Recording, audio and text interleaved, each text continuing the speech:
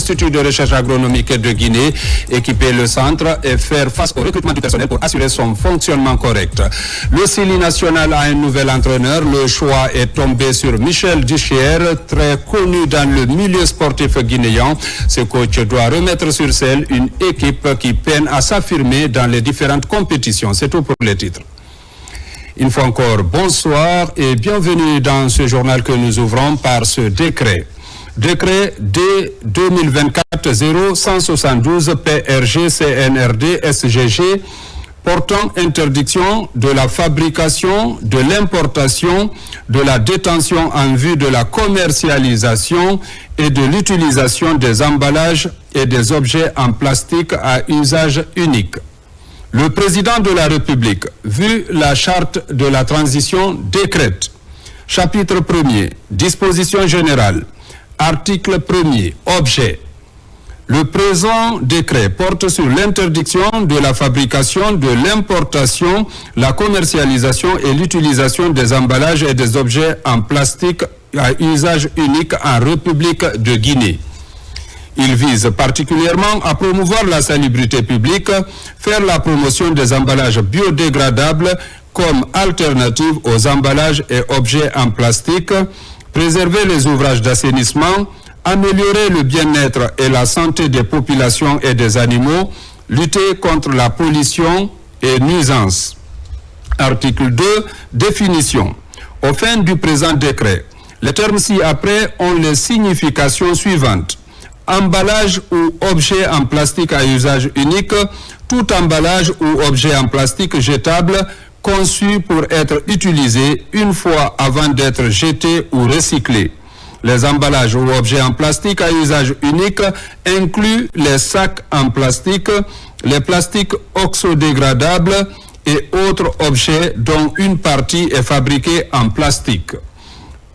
Plastique oxodégradable, matière plastique contenant des additifs qui, par oxydation, entraînent la fragmentation de la matière plastique en microfragments ou la décomposition chimique souvent dénommée oxobiodégradable, photodégradable, thermodégradable, oxofragmentable ou additifs pro-oxydants contenant les matières plastiques. Personnes. Personnes physiques, groupe de personnes, société commerciale, organisation ou coopérative dotée d'une personnalité juridique. Article 3. Champ d'application.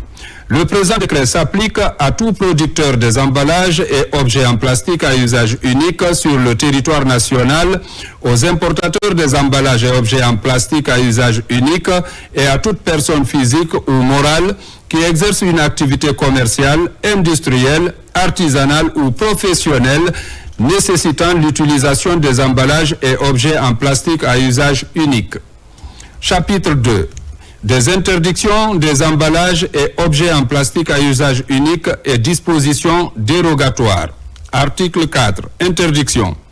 Sont interdites toute promotion, importation, commercialisation et distribution des emballages et objets en plastique à usage unique sur toute l'étendue du territoire national.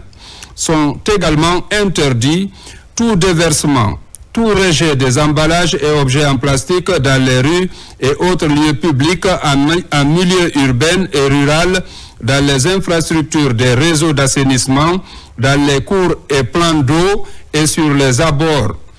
Tout dépôt de produits solides ou liquides conditionnés dans les emballages et objets en plastique à usage unique sur le domaine public, y compris dans les eaux intérieures, tout abandon d'emballage ou d'objets en plastique dans le milieu naturel, les voies publiques ou dans les lieux autres que les décharges prévues par les autorités publiques compétentes, tout rejet ou abandon dans les eaux intérieures des emballages et objets plastiques à usage unique, toute production, importation, commercialisation, distribution des emballages et des objets en plastique à usage unique, toute immersion des produits solides ou liquides conditionnés dans les emballages et des objets en plastique à usage unique dans les eaux intérieures, les barrages et les fleuves. Article 5. Dispositions dérogatoires. Ne sont pas concernés par le présent décret la production, l'importation, la commercialisation et l'utilisation des emballages et objets en plastique à usage unique destinés à l'usage médical. Emballages et objets en plastique à usage unique destinés aux activités agricoles. Emballages et objets en plastique à usage unique destinés aux activités militaires et aux situations de guerre. Emballages et objets en plastique à usage unique utilisés pour le ramassage des ordures. Des emballages d'eau ou d'autres liquides ou solides composés de raisin, des petits pots en plastique utilisés pour le conditionnement de certains produits alimentaires et pharmaceutiques, films en plastique utilisés dans le bâtiment et les travaux publics, films en plastique destinés à emballer ou conditionner les produits hygiéniques à l'intérieur des unités de production, notamment mouchoirs en papier, serviettes et papier hygiénique. Films en plastique composés de raisin destinés à emballer les bagages pour le voyage au niveau des aéroports, des ports et des gares. Toutefois, l'importation des matières premières pour la fabrication des produits visés à l'alinéa 1 du présent article est soumise à l'autorisation préalable du ministère en charge de l'environnement et conformément à la réglementation applicable. Article 6. De la production et l'importation des emballages biodégradables, la fabrication et l'importation des emballages biodégradables sont autorisées à condition qu'ils soient revêtus des mentions suivantes.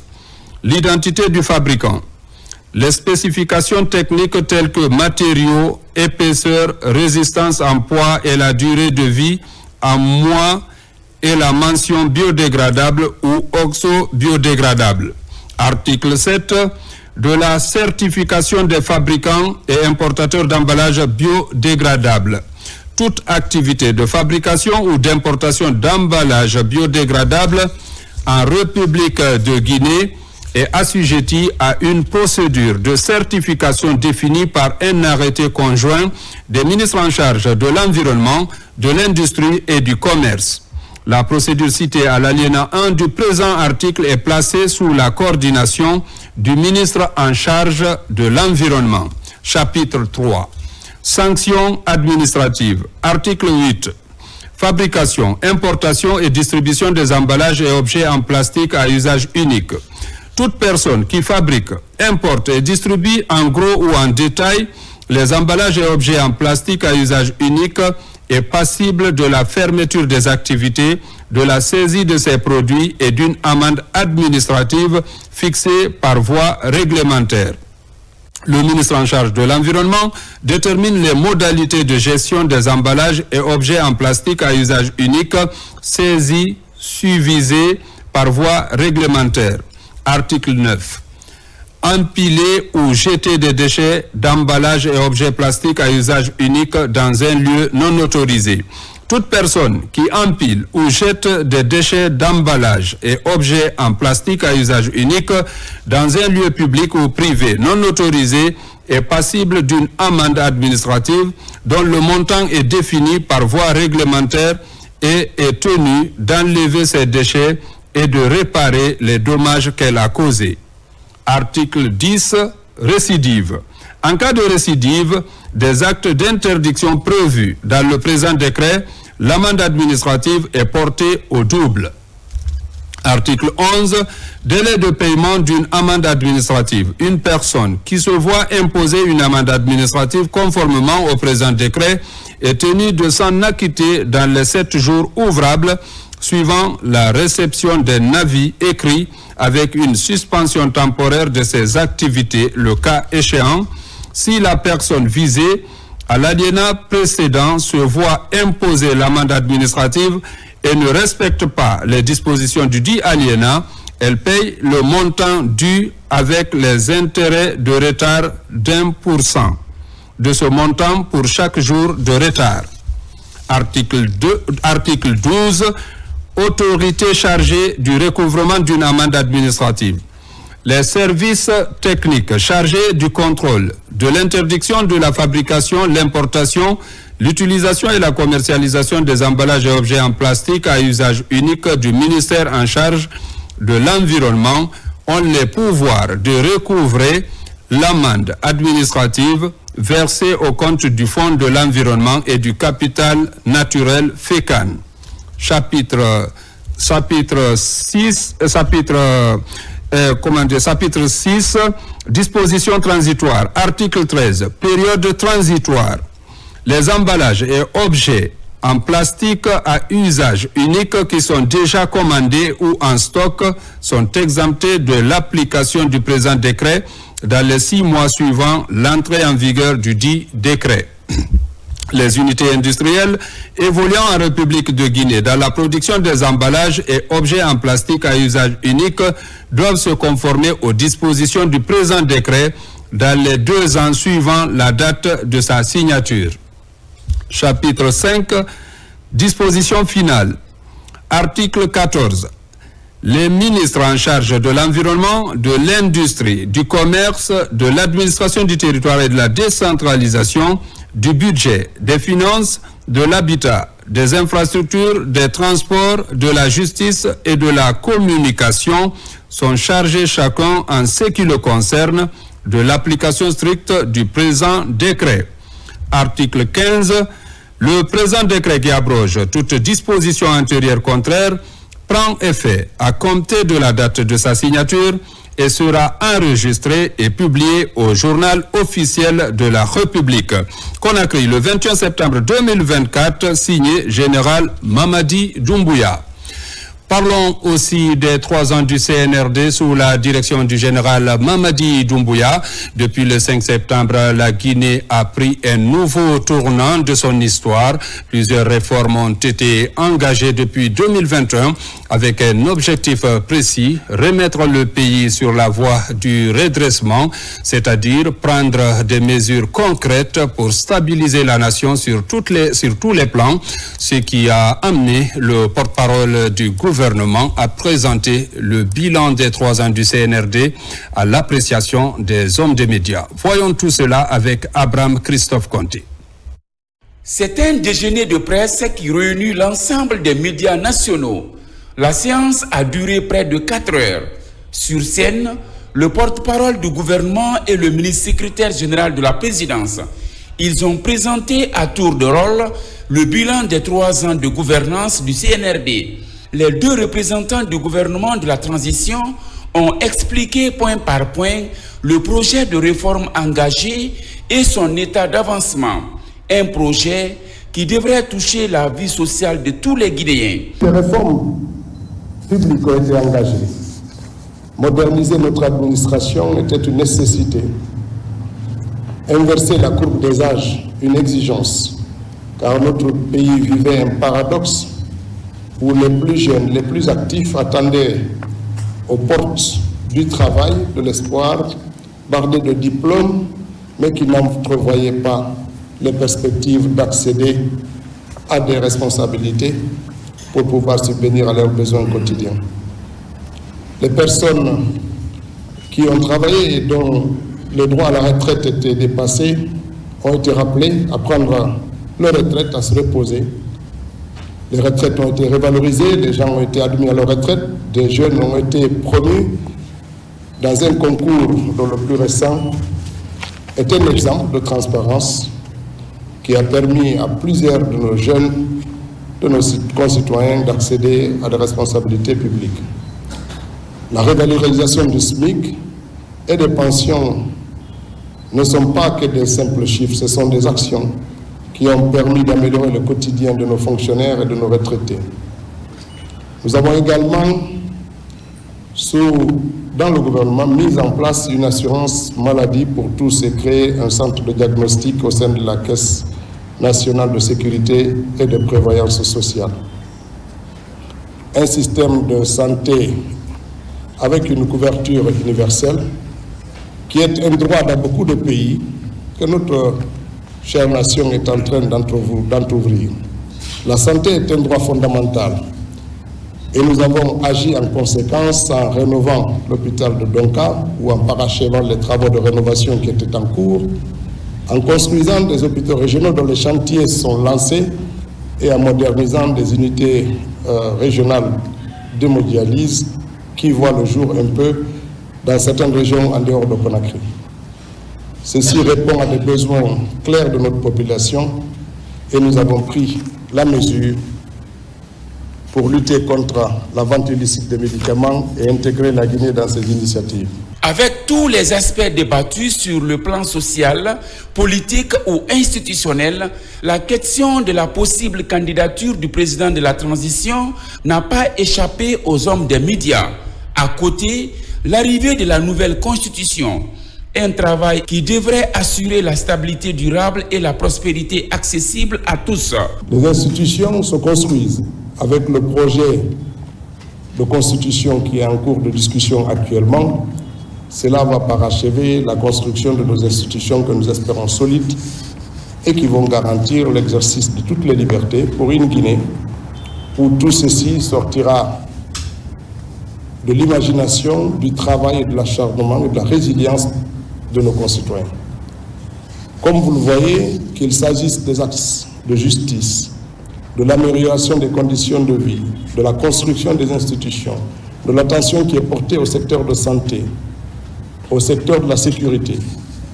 Tout ceci, ce sont des axes qui viennent rappeler à chacun d'entre nous que le CNRD et le gouvernement sont engagés à changer durablement nos modes de vie, nos institutions, pour une Guinée où chacun se sentira bien, où le vivre ensemble nous permettrait de renforcer notre engagement et de contribuer efficacement à la construction d'un pays moderne, uni et fraternel. La présentation du bilan des 3 ans de la gouvernance du CNRD a permis aux hommes des médias d'avoir une lumière sur les avancées concrètes dans tous les domaines. Des domaines comme social, économique, diplomatique, éducatif et sécuritaire, ce qui pouvait poser les bases d'une Guinée plus stable et juste.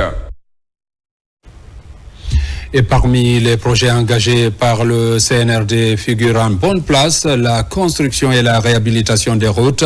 La Banque africaine de développement BAD est parmi les partenaires stratégiques de la Guinée dans le financement de ces infrastructures routières pour évaluer le niveau d'avancement de ces projets en cours et projeter les perspectives pour 2025. Une première session de l'unité de gestion de ces projets vient de se tenir ici même à Conakry.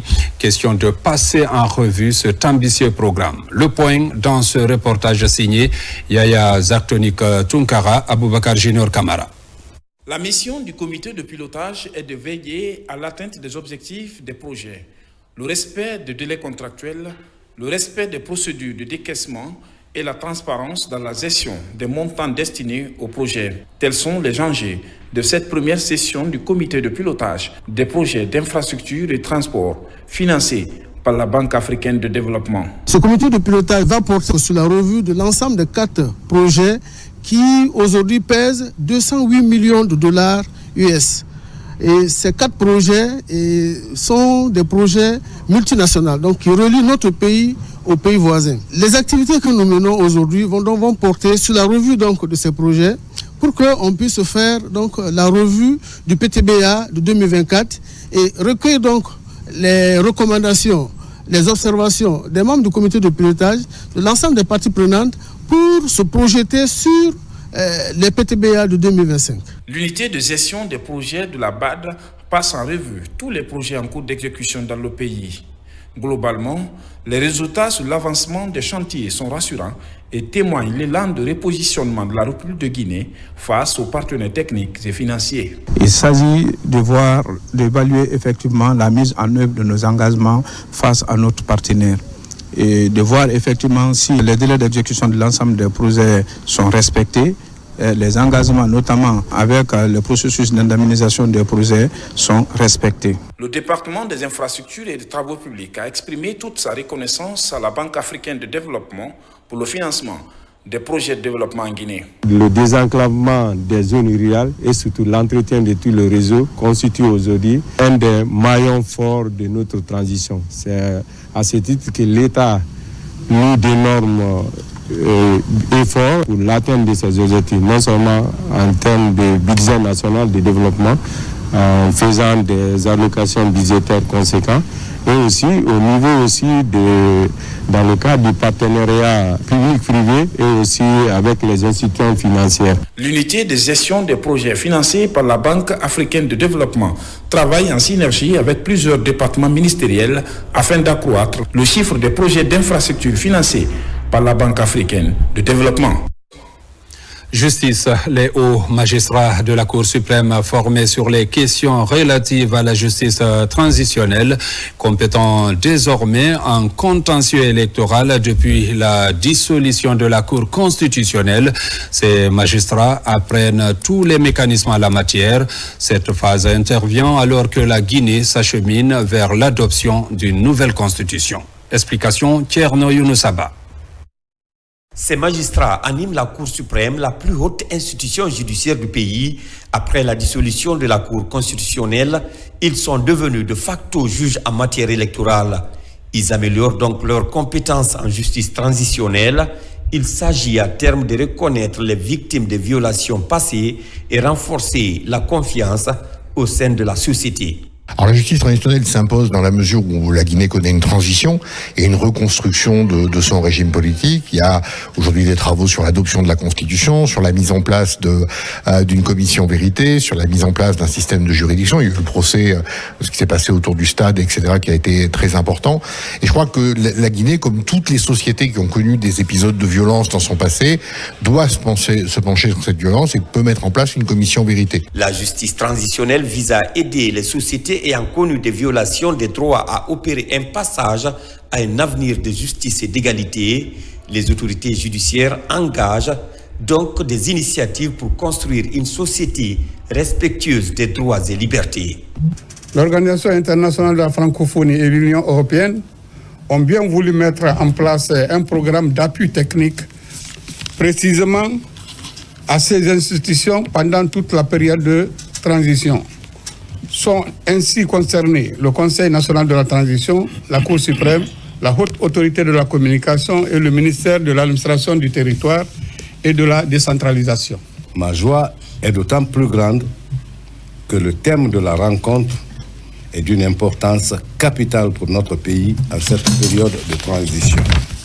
La justice transitionnelle désigne un ensemble de mesures judiciaires et non judiciaires permettant de remédier au lourd héritage des abus des droits humains dans les sociétés qui sortent d'un conflit armé ou d'un régime autoritaire. Son principe est qu'en promouvant la justice, la reconnaissance des victimes et la commémoration des violations passées, on multiplie les chances de la société de revenir à un fonctionnement pacifié et démocratique. L'Union européenne et l'Organisation internationale de la francophonie accompagnent le processus de qualification du personnel judiciaire. Désormais, ces magistrats détiennent des outils sur la justice transitionnelle. Dans le cadre toujours des programmes de réforme et de modernisation de l'administration guinéenne, le ministre du Travail et de la Fonction publique a échangé vendredi avec les responsables des ressources humaines du pays, élargi aux inspecteurs régionaux de l'administration. Cette première rencontre a permis de passer en revue les actions en cours, mais aussi de fixer le cap des prochains défis à relever. Le compte rendu avec Mamadi Terna Kamisoko. Dans le but de partager sa vision des réformes de l'administration publique guinéenne, le ministre Bourouno échange avec les chefs de division des ressources humaines des départements ministériels et des services déconcentrés élargis aux inspecteurs régionaux de l'administration publique. Une première rencontre pour renforcer la coordination et l'efficacité des services, tout en abordant directement les défis partagés et les priorités stratégiques. C'était important aussi pour moi en tant que ministre de partager ma vision de réforme que j'envisage pour notre administration publique. Nous envisageons de doter notre pays, dans le cadre de la refondation prônée par le président de la République, le chef de l'État, le général Mamadi Doumbouya, de doter notre pays d'une administration publique performante. Cela passe par la qualification des ressources humaines de l'État, des agents publics, et cette performance passe par des programmes de formation et de professionnalisation des agents publics, mais également la gestion de la carrière des agents publics. Aujourd'hui, vous savez que nous venons de franchir un pas important dans la réalisation et la mise en œuvre, je dirais, du projet du fichier unique de gestion administrative et de soldes. À partir du moment où aujourd'hui le ministère du Budget et le ministère de la Fonction publique travaillent dans une même plateforme et les agents publics sont payés à partir de ce fichier, il était important de partager la nouvelle vision de gestion avec les gestionnaires des ressources humaines dans les services publics. Les réformes en cours au sein de l'administration publique nécessitent l'engagement des services déconcentrés de la fonction publique en vue d'obtenir des résultats significatifs. Cette rencontre avec M. le ministre nous a vraiment édifiés. Il nous a exposé sa vision par rapport à la réforme qu'il compte entamer et ça nous a plu à plus d'un titre. Nous, DRH, nous sommes un maillon important. En termes de perspective et de nouvelles visions, Monsieur le ministre a d'abord clarifié le rôle des inspecteurs, c'est-à-dire assurer le contrôle des structures, faire l'état des lieux et remonter la situation pour que les réformes prennent en compte les réalités par rapport au fonctionnement et à la coordination des services publics. Dans leur activité, ces cadres de l'IRAP et des ressources humaines sont invités à cultiver l'harmonie, la cohésion et l'esprit d'équipe dans l'accomplissement de leur mission. Dans le secteur de l'enseignement aussi, fin hier ici même à Conakry, des travaux d'harmonisation des filières à l'enseignement technique. L'exercice a réuni acteurs du ministère venus de tout le pays, ainsi que des partenaires au développement et les représentants du secteur privé. Les résultats obtenus vont orienter la prise de décision en matière d'amélioration des programmes au profit des écoles professionnelles à un moment où l'État fait du développement de ce secteur éducatif une priorité. Plus de détails avec Tierno Ousmane Diallo. Les travaux qui ont duré 3 jours ont permis d'apporter des réformes dans le contenu des programmes de formation à l'enseignement technique face aux besoins de l'économie avec la mise en œuvre de projets d'envergure et l'émergence de nouveaux métiers. Le ministère en charge de l'enseignement technique ajuste les programmes dans les écoles et CFP. On a beaucoup de constats par rapport au programme de formation qui allaient quelque part en disparate entre les écoles privées et les écoles publiques. Donc, il fallait organiser cet atelier pour au moins un commun accord, harmoniser les programmes. Certaines filières vont sauter parce qu'ils ne sont pas en adéquation avec le marché de l'emploi. Il y a d'autres nouvelles filières qui vont intégrer le cursus de formation. En santé, par exemple, les participants recommandent l'introduction de la filière de secrétaire médical. Les écoles d'agriculture sont invitées à introduire les filières de machinisme agricole ou encore la pisciculture. Les partenaires au développement et le patronat sont impliqués dans ce processus. Les besoins du secteur privé évoluent constamment. Et pour être compétitives, nos entreprises doivent pouvoir compter sur des compétences adaptées aux réalités économiques du pays.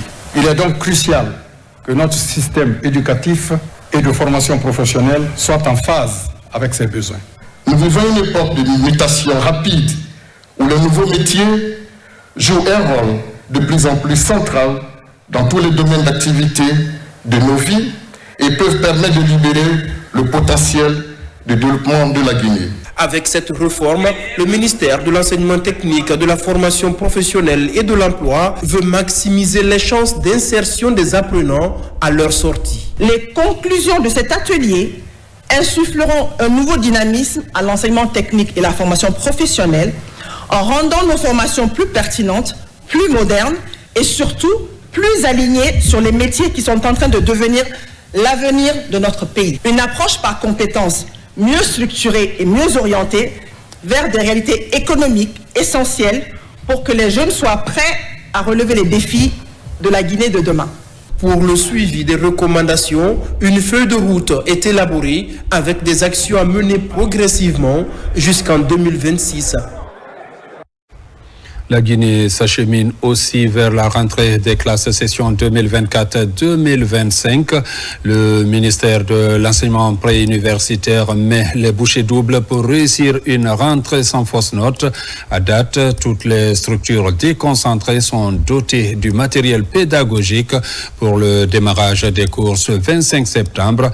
Les préfectures de Mamou et d'Alaba ont même fini de distribuer les kits dans les différentes écoles bénéficiaires. judiciaire. Abdulaziz Baldi. Dans moins d'une semaine, les élèves guinéens reprendront le chemin de l'école. À Conakry, tout comme à l'intérieur du pays, les préparatifs vont bon train. À Mamou, tous les kits pédagogiques nécessaires sont déjà en place pour le démarrage des cours le 25 septembre 2024. Le MEPUI a multiplié les efforts pour une entrée scolaire réussie. À date, nous avons réussi les craies blanches, les craies de couleur, les cahiers et même les livrets qui étaient venus avant même l'arrivée des craies. Donc, la plupart de ces DSE sont entrés en possession, ainsi que les écoles aussi. À Mamou, tout comme à Dalaba, plus de 600 cartons de cahiers et plusieurs autres intrants pédagogiques sont distribués dans les écoles. Autorités locales et responsables d'écoles se disent réconfortés et saluent les efforts du gouvernement. La craie que nous avons reçue cette fois-ci, avec les cahiers, vraiment, je ne dis pas qu'on n'avait pas jamais fait, ça fait de longtemps qu'on n'a pas réussi pareil. Donc c'est à saluer. Nous avons réussi cette fois suffisamment, la dotation elle est vraiment bonne, importante. Ces outils pédagogiques, comme nous l'avons toujours fait, nous allons les bien utiliser et nous allons les répartir à différents enseignants par niveau et pour l'intérêt des élèves. Ces outils pédagogiques sont arrivés sur toutes les structures de concentrés du pays. Ces matériels vont aider les enseignants à mieux préparer les cours, mais aussi aider les élèves à améliorer leurs conditions d'apprentissage. Santé avec la réception à Kankan d'un important lot de kits d'accouchement et de césarienne. Cet appui du chef de l'État général Mamadi Doumbouya à travers le ministère de la Santé est destiné aux différentes formations sanitaires de la région. Objectif, rendre effective la gratuité des actes liés à ces problèmes de santé publique pour lutter contre la mortalité maternelle et infantile. Reportage Diamo Kaba. À l'hôpital régional de Kankan, la fréquence des accouchements motive la détermination des sages-femmes à assister les mamans de la maternité jusqu'au retour à domicile. Des complications peuvent survenir pendant l'accouchement, mettant en danger la vie de la mère et l'enfant. Le nombre de cas de césarienne que nous réalisons à la maternité et le nombre de cas d'accouchement. Pour les césariennes, on peut faire par mois 140 à 150 césariennes par mois et en accouchement, on peut aller jusqu'à 550 accouchements. Le gouvernement, sous l'impulsion du président de la République, est engagé jusqu'à là dans cette voie qui a conduit vers des résultats qui manquent sensiblement à une tendance baissière de la mortalité maternelle et infantile à concurrence de 0,7%. Rappelez que la norme au ministère est de 1%. L'hôpital de Kankan est à 0,7% de décès maternel. La question préoccupe le président de la République, général de corps d'armée, Mamadi Doumbouya. À travers le ministère de la Santé et de l'Hygiène publique, cette formation sanitaire régionale reçoit des kits d'accouchement et de césarienne pour réduire considérablement la mortalité maternelle et infantile. La gratuité du processus est un engagement de l'État pour faire de la refondation du système de santé une priorité. Aujourd'hui, là où on doit mettre un accent, en tout cas ce que monsieur le ministre m'a dit de transmettre surtout aux sages-femmes et aux médecins gynécologues et autres, c'est le respect de la gratuité dans le cadre de l'accouchement et de la césarienne. J'invite chaque partenaire ou chaque bénéficiaire à les utiliser judicieusement pour servir au mieux notre communauté. Je compte sur vous pour faire de cette initiative un succès. Aucune femme ne doit mourir en donnant la vie. Le slogan concrétise la volonté politique pour sauver des vies dans les hôpitaux du pays. Dans le même sillage, la préfecture de Kissidougou vient de recevoir aussi une importante quantité de kits de césarienne et d'accouchement. Le don touche l'hôpital préfectoral et les centres de santé de la localité. Ceci pour promouvoir également la santé de la mère et de l'enfant. Ibrahima Woulen Fofana pour plus de détails. Cet important lot de kits sanitaires est composé de médicaments, de gants ou encore de pansements. Ce coup de pouce du gouvernement guinéen vise à assurer la gratuité des césariennes et des accouchements. Il y a les kits de CPN, c'est-à-dire le suivi des femmes enceintes, et il y a les kits pour l'accouchement, et il y a les kits pour la césarienne. Les kits pour la césarienne, ça c'est au niveau de l'hôpital, et les kits d'accouchement normal et les kits CPN sont dans les centres de santé. Et vraiment aujourd'hui c'est avec un cœur plein de joie que nous recevons ces kits pour ces couches vulnérables. Ici, les efforts du chef de l'État sont loués par le biais du département de la santé. Au cours de la remise, l'inspecteur régional de la santé a révélé les ambitions du ministère de la Santé et de l'Hygiène publique dans la prise en charge gratuite des césariennes et des accouchements. C'est que ces kits-là sont donnés gratuitement et doivent être administrés aux femmes qui viennent accoucher gratuitement. Puisque beaucoup de femmes meurent dans les familles par faute de moyens financiers. Au nom de la population de Kissidou, j'adresse mes remerciements au ministre de la Santé et de l'Hygiène publique, au gouvernement de la République et singulièrement à son Excellence, le président de la République, chef de l'État, chef suprême des armées, le général du corps d'armée Mamadi Doumbouya. Ces kits sont venus à point nommé avec la rupture de médicaments que connaissaient la plupart des centres de santé de la préfecture. Après donc l'acquisition de cet important lot de kits sanitaires, les autorités ont invité les femmes concernées à venir accoucher gratuitement à l'hôpital pour diminuer drastiquement le taux de mortalité de la mère et de l'enfant. Je vous l'annonçais aussi dans les titres. L'Institut de recherche agronomique de Guinée vient de tenir sa première session du conseil d'administration.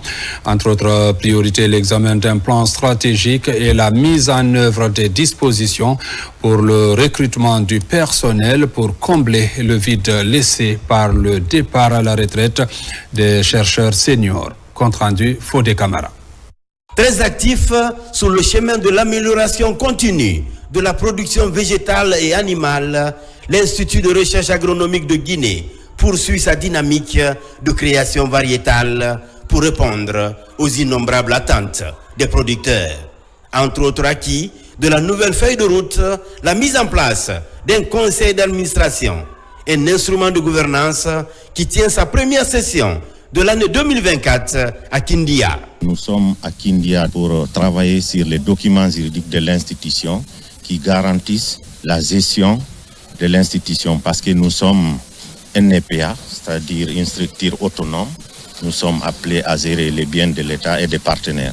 Donc sur ce, le conseil d'administration depuis 2022 se réunit 2 fois par an. Et nous avons d'abord commencé par mettre en place notre conseil d'administration. Donc cette année, nous allons continuer à travailler sur ces documents juridiques, notamment le plan stratégique qui n'a pas d'abord été validé, mais qui a été déjà édité et mis en place. Et nous allons travailler sur ce plan stratégique, l'adopter avec les membres du conseil d'administration avant de le soumettre pour validation par monsieur le ministre de l'Agriculture et effectivement le ministère de l'Économie et des Finances. Au-delà de la revue et de l'approbation du plan stratégique, la session de Kindia a aussi permis de faire le toilettage des documents juridiques. Nous apprécions déjà les résultats obtenus lors des précédentes sessions et vous exprimons toute notre satisfaction à cet effet. C'est pourquoi je vous invite encore une fois à privilégier l'intérêt supérieur de la Guinée dans l'exercice de votre mandat. L'autre question sur la sellette, comment préparer la relève en facilitant l'insertion d'une cohorte de jeunes chercheurs passionnés et ouverts aux innovations. Aujourd'hui, il a été remarqué que quasiment tous les chercheurs de l'Irak sont à la retraite. Et qu'est-ce qu'il faut désormais pour qu'il y ait un coût pour que cette institution puisse exister? Parce que quand vous dites Institut de recherche agronomique de Guinée et qu'il n'y a pas de chercheurs, je pense que la problématique est loin d'être résolue. Il ne s'agit pas de recruter ou de prendre des simples fonctionnaires pour être là, mais également ceux qui vont avoir un espace vital sur la sécurité alimentaire. Au cours de cette session, l'Institut de recherche agronomique a aussi dévoilé toutes ses ambitions pour s'inscrire dans la dynamique d'offrir des semences améliorées aux producteurs par une politique de large couverture des territoires agricoles du littoral à la Guinée forestière. Étant une institution autonome, nous devons prendre en charge notre personnel. Donc si le personnel est détaché, nous allons discuter de la grille salariale que nous allons voter avec les membres du conseil d'administration pour la prise en charge effective de ces cadres. Mais aussi et surtout voir comment notre siège doit être construit parce que là où nous sommes, on est dans un cadre où, étant une institution de recherche, on ne peut pas s'exprimer librement, on ne peut pas travailler librement pour pouvoir sortir des résultats, pour avoir vraiment du matériel végétal performant. Avec l'appui de son conseil d'administration, organe de contrôle et de décision stratégique, l'Institut de recherche agronomique de Guinée compte s'engager dans le sillage de l'augmentation de la productivité. Les fils résidents et ressortissants de la sous-préfecture de Tolo dans la région de Mamou ont lancé ce samedi le Forum économique et social de Tolo. Pour cette première édition, le thème choisi est investir à Tolo, terre d'opportunités. L'ambition est de faire en sorte que le gouvernement et les opérateurs économiques s'intéressent à la sous-préfecture à cause du potentiel économique et social qu'offre la localité. Reportage Mohamed Lamine Camara. À seulement 15 km de la commune urbaine de Mamou, la sous-préfecture de Tolon, l'émergence de cette circonscription territoriale reste une priorité pour les fils résidents et ressortissants. Pour atteindre cet objectif, l'Association pour le développement de Tolon initie ce forum de développement économique et social. Les 5 districts-là, nous pouvons aller loin. C'est avec la même main que nous tendons aux investisseurs. C'est avec la même main que nous tendons au gouvernement pour leur dire encore que Tolo, il y a la cohésion sociale. Les communautés à la base savent ce dont elles ont besoin. Donc c'est extrêmement important dans un forum comme ça qu'elles exposent leurs besoins et que cela soit su et entendu par l'État. En 2 jours, 3 panels seront animés autour du thème « Investir à Tolon, terre d'opportunités ». Des stratégies de développement seront envisagées et prises en compte, notamment la construction des édifices d'intérêt public et surtout la mobilisation des ressources nécessaires pour l'exécution des différents projets. Nous avons besoin que la sous-préfecture soit accompagnée à travers la dotation d'un certain nombre d'équipements modernes dans le domaine de l'agriculture, par exemple. Aussi, nous avons besoin que la sous-préfecture bénéficie des projets d'adduction en eau potable. Nous sommes le plus grand fabricant actuellement de ce bonnet de Pouto. Aujourd'hui, que nous sommes en train de voir dans quelle mesure on peut faire en sorte qu'il soit un patrimoine national, que tous les Guinéens s'y reconnaissent et puissent le porter. À l'issue de ce forum de Conakry, cette union des fils et amis des 5 districts que compose Tolon se veut être aussi un modèle pour la consolidation de la paix et la cohésion sociale. L'association entend également créer un cadre de concertation entre les membres, les pouvoirs publics et opérateurs économiques afin qu'ils s'intéressent aux potentialités de Tolon. Volet humanitaire de ce journal, poursuite de la distribution des vivres et non-vivres du gouvernement aux sinistrés des inondations. Après le coup d'envoi de l'opération donnée à Koya, l'initiative continue ce week-end à Forêt-Caria où 5122 ménages sont concernés. Ils reçoivent chacun des sacs de riz, des bidons d'huile et des matelas. Reportage Amadou Touré. Ils sont 5112 personnes reparties entre 488 ménages concernés par cette opération de distribution ici à Forêt-Caria. Ces sinistrés qui ont perdu de précieux biens lors des inondations il y a 2 semaines reçoivent de l'État et de ses partenaires des vivres et de non-vivres. Nous sommes là pour directement la grande assistance qui est là pour la distribution avec les partenaires étatiques et les particuliers aussi qui ont fait des dons, y compris UNICEF qui est là aujourd'hui. On a le PNUD. Aussi, on n'oublie pas les ressortissants de la commune urbaine de Forêt-Caria qui n'ont ménagé aucun effort depuis le début, qui nous ont assistés aussi. Le processus de remise, franchement, se déroule correctement, en toute transparence. On a été invités pour assister à la remise directe aux sinistrés. Pratiquement, il y a une clarté dans la gestion des vivres. Après le coup d'envoi donné à Koya par le ministre de l'Administration du Territoire et de la Décentralisation, l'initiative de distribution des dons de l'État aux sinistrés se poursuit ici à Forêt-Caria et sur l'ensemble des localités sinistrées où les victimes ont été recensées et en cours de recensement. Nous sommes très contents, très émus parce que ça répond le cri de cœur de nos populations. Et je profite de cette occasion de dire, c'est comme une urbaine, On a des périphériques qui ont été touchés. Jusqu'à présent, on est en train d'enregistrer les sous-préfectures de Kakoussa, Kabak, Benti, Siruru, Moussaya et Alasoya. Pour permettre à certains ménages de retourner chez eux, le gouvernement, à travers l'Agence nationale de gestion des urgences et catastrophes humanitaires Anguche, a initié la pulvérisation des maisons et des points d'eau souillés par le passage des eaux. La Guinée forestière, une région riche en biodiversité, fait face à des impacts dévastateurs du changement climatique. Pour contrer ces défis, le gouvernement guinéen a obtenu un soutien financier du Fonds pour l'environnement mondial. Ce financement est destiné à la mise en œuvre du projet intitulé « Renforcement de la résilience et de la capacité d'adaptation des communautés les plus vulnérables au changement climatique en Guinée forestière ». Reportage Mohamed Salioupaï, lancé Kamisoko, Lamine Diallo. Optimiser les projets locaux en garantissant un équilibre entre les bénéfices socio-économiques et environnementaux dans la préfecture de Macenta est l'objectif principal de cette initiative. Pour ce faire, des mesures d'accompagnement des communautés vulnérables sont prises. Elles consistent à leur fournir des outils et des connaissances nécessaires pour une résilience conséquente face aux défis environnementaux croissants. Nous avons préféré associer à la production une remise à niveau que nous appelons formation. Et chaque formation donnée a abouti à une production. Ainsi, nous avons au cours de ces 2 jours élaboré le plan d'action de la plateforme d'AIC de Macenta. Donc quand nos forêts sont préservées, je pense que cela peut donner un engouement, cela peut donner une force vraiment à la résistance au changement climatique. Ces changements menacent gravement les ressources en eau, bouleversent les saisons agricoles et favorisent la propagation de maladies zoonotiques. D'où la nécessité d'une synergie d'action entre les acteurs de tous les secteurs.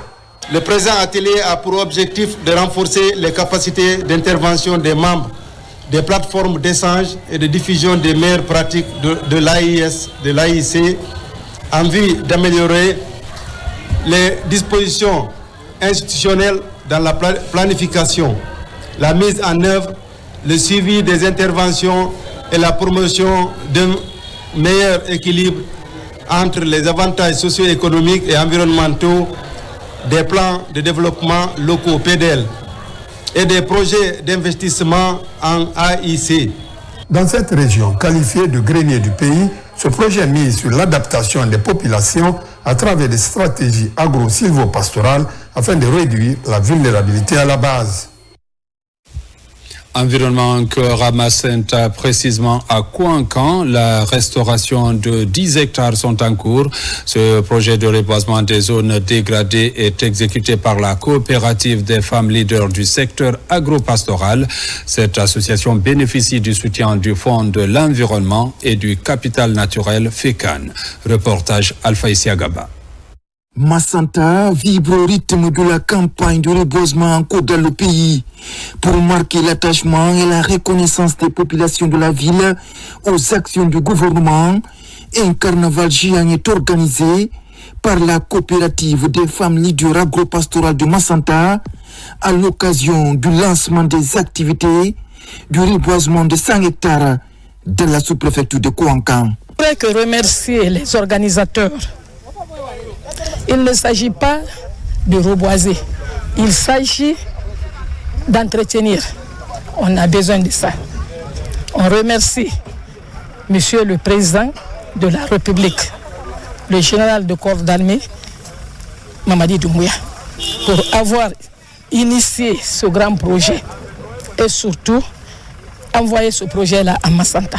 Dans cette localité située à une 60aine de kilomètres du centre urbain de Macenta, des milliers de plants sont mis en terre pour freiner la déforestation et ses conséquences dans la zone. C'est renforcer toujours le reboisement. Ça sera important pour tout le monde, toute Guinéenne. Parce que quand il y a le reboisement, ça va nous permettre de nous sauver. On a lancé un message à tous les districts, même la sous-préfecture. On a sensibilisé tout le monde on se donne la main pour qu'on reboise, on conserve, surtout le cas d'effet de brousse. On a beaucoup conservé. L'opération est financée par le Fonds de l'environnement et du capital naturel. Massanta est le berceau de la grande forêt d'Iziama. La préfecture doit donc rester l'une des plus vertes du pays, avec des populations aux vertus écologiques. Le séminaire sur la paix et la cohabitation pacifique en Guinée forestière a ouvert ses portes ce matin à Zérékoré, regroupant plusieurs religieux musulmans et chrétiens du pays. Cette contribution citoyenne est une initiative de l'Association des imams et oulémas de Guinée. Reportage Lancé Kamisoko. Assis côte à côte dans la salle de conférence de la bibliothèque préfectorale de Zérékoré, chrétiens et musulmans, tout âge confondus, se parlent à cœur ouvert sur la cohabitation pacifique entre les filles et fils de la région forestière. C'est le premier jour de la semaine de sensibilisation initiée par l'Association des imams et oulémas de Guinée. Création d'une synergie d'action entre les religieux pour le renforcement de la paix, de la stabilité, de la cohésion nationale. Dynamisation du rôle des imams et oulémas de la Guinée forestière dans le processus de développement de la République de Guinée. Capitale de la Guinée forestière, Zérékoré est souvent mise à l'épreuve de foi depuis maintenant plus de 30 ans. Dans un esprit de compréhension mutuelle, imams et pasteurs prêchent la tolérance et le vivre ensemble. Quand tu dis Dieu existe, c'est ta religion.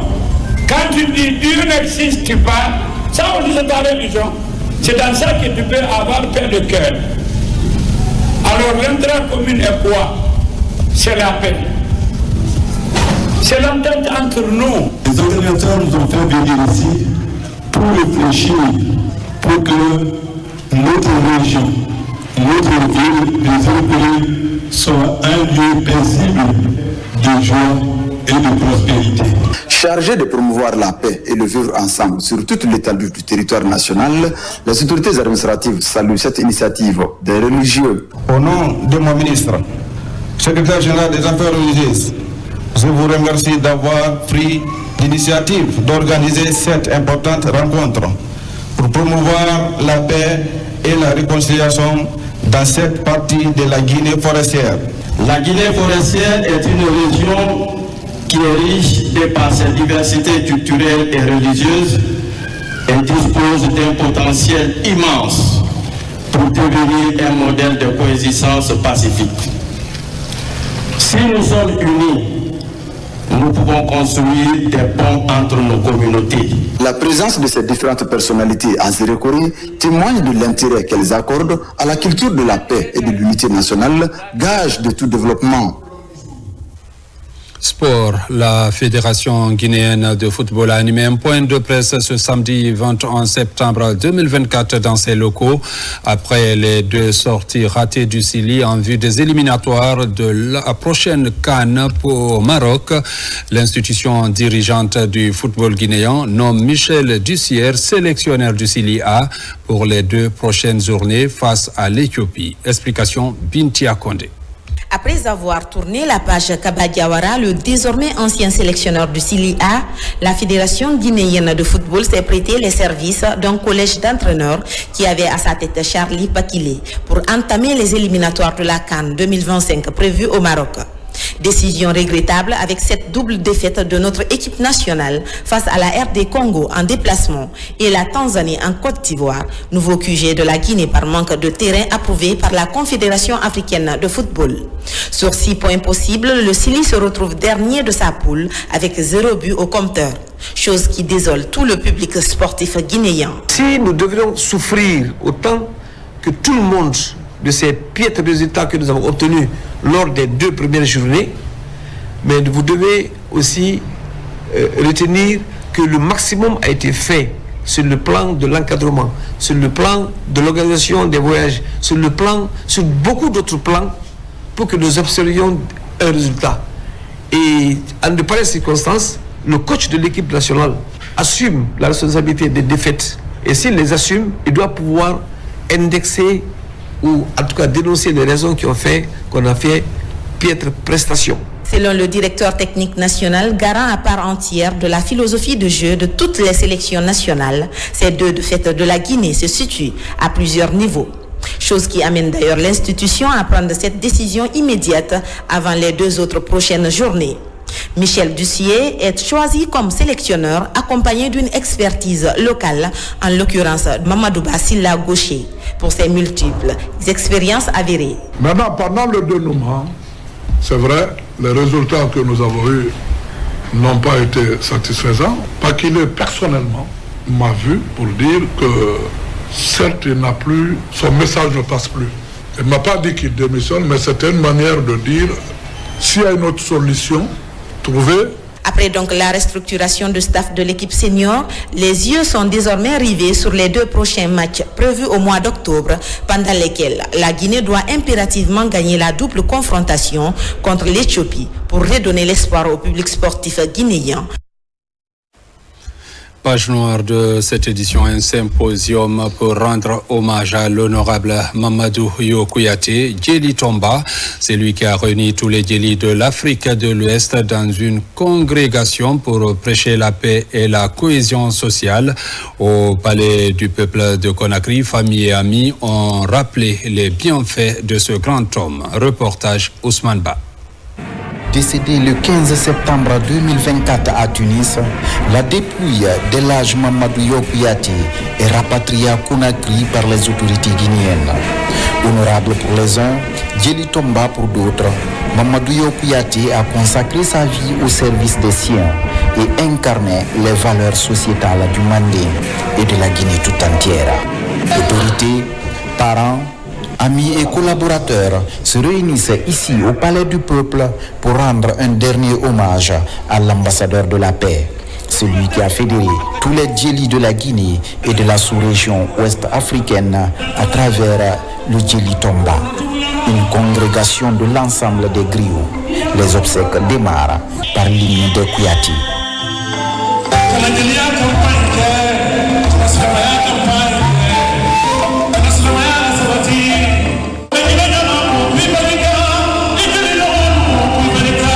Puis tour à tour, ce sont les témoignages rappelant les bienfaits de l'homme, de son état d'âme et de l'amour qu'il distillait pour rapprocher les peuples. Comment oublier cet ambassadeur de la paix? Comment oublier l'ami fidèle et généreux, le collègue apprécié, le père attentionné, le mari aimant que tu as toujours été? Impossible.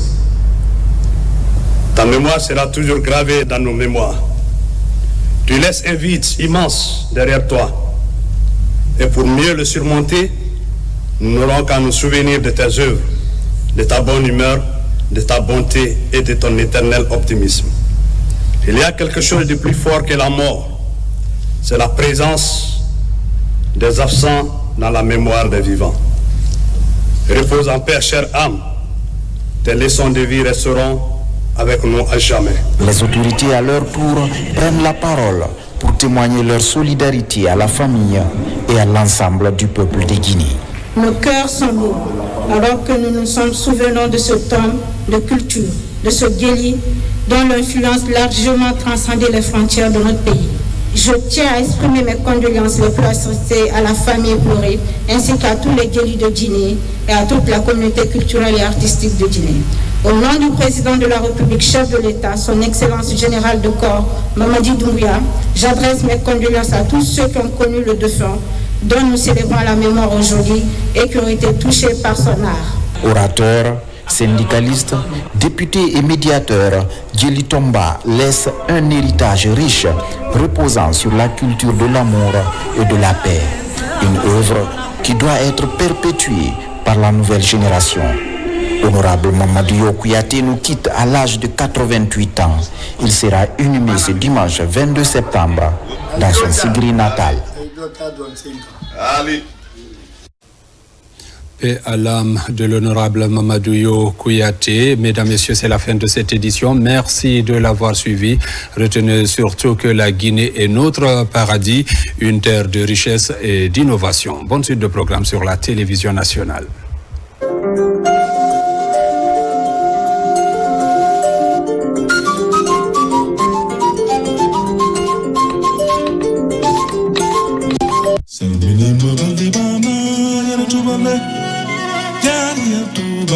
salminima salminima balde bana yara to balde jani to balde salminima